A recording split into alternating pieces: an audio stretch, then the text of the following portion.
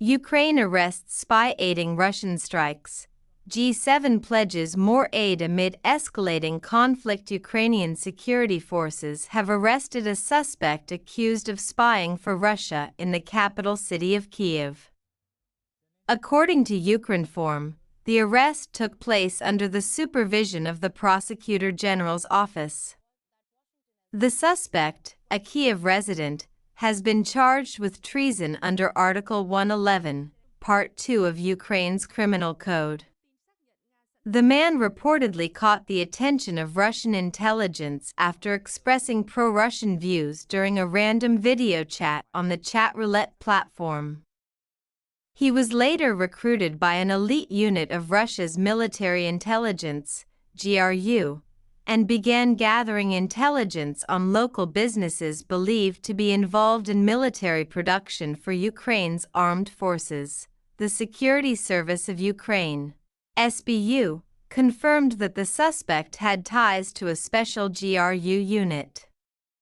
He was tasked with monitoring potential military targets in Kiev, including the movements and positions of mobile artillery units during air raid alerts. The intelligence he provided was allegedly used by Russia to plan missile strikes on Kiev and surrounding areas. The suspect was apprehended at his residence, where 2 mobile phones containing evidence of espionage were seized.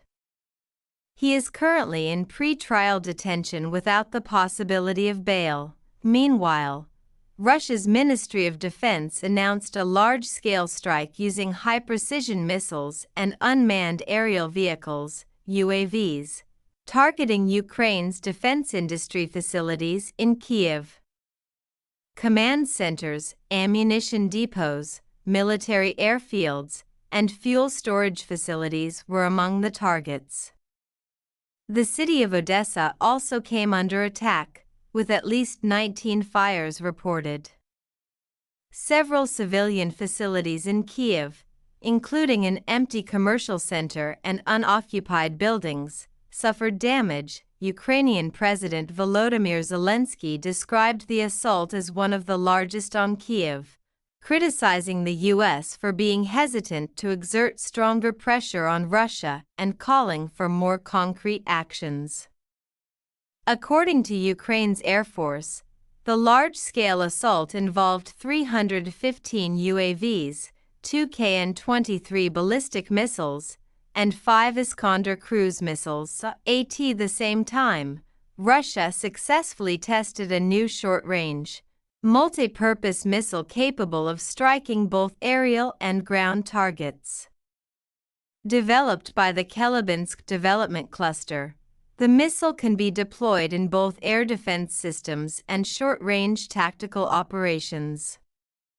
The entire development process, from design to production, was carried out domestically in Russia, with no imported components. Chief designer Alexander Rodionov stated that even the missile's engine was locally manufactured. The missile prototypes have been tested on the battlefield and received positive assessments. While technical specifications remain undisclosed, the developers describe it as a modern, unmatched munition capable of intercepting aerial threats and striking ground targets, including armored vehicles, in parallel. A recent report by the U.S. Defense Intelligence Agency, DIA, revealed that Russia is developing a new air-to-air missile capable of carrying a nuclear warhead. The report suggests that the R-37M missile might serve as the basis for this project. Known for its 300 km range and Mach 6 speed, the R-37M can intercept high-speed targets and is compatible with advanced fighter jets such as the MiG-31BM, Su-35S, and Su-57. The large enough warhead bay, 380 mm in diameter, the missile can potentially carry a low-yield tactical nuclear warhead. Such a payload could inflict massive damage on enemy aircraft formations within a radius of hundreds of meters. Its guidance system, which combines inertial navigation and an active radar seeker, ensures high accuracy. If deployed, this nuclear-capable missile could give Russia a significant strategic advantage in large-scale conflicts. On the diplomatic front, the G7 summit in Canada yielded several gains for Ukraine. President Zelenskyy announced that G7 nations had agreed to provide increased military aid, new financial packages using frozen Russian assets, and additional sanctions targeting Russia's war economy. Canadian Prime Minister Justin Trudeau announced a new support package, including $2 billion Canadian dollars in military aid, approximately $1.5 billion US, and over $2 billion Canadian dollars in post-war reconstruction loans. Canada also committed to supplying UAVs, ammunition, and armored vehicles to Ukraine, as well as tightening sanctions against Russian energy revenues and evasion tactics. Prime Minister Rishi Sunak revealed 30 new sanctions targeting Russia's financial, military, and energy sectors. London also supports tightening the oil price cap and targeting 20 Russian oil tankers operating under the so-called shadow fleet.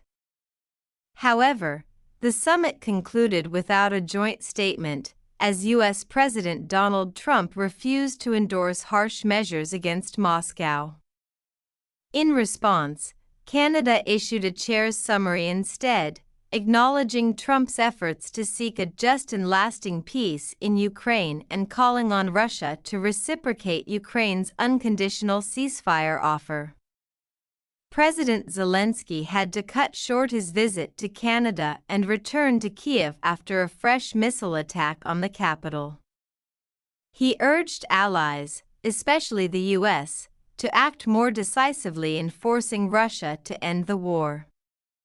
Despite the lack of a unified G7 declaration, member states affirmed their commitment to pressuring Moscow through financial and military measures, according to Politico, while delegations hoped for consensus before the summit in Kananaskis, Alberta.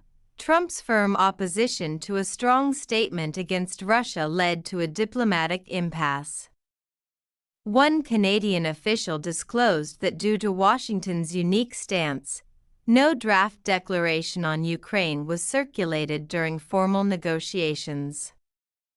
This forced the remaining 6 nations to act individually, with the UK and EU pushing forward oil price cap initiatives, though implementation remains uncertain without US participation.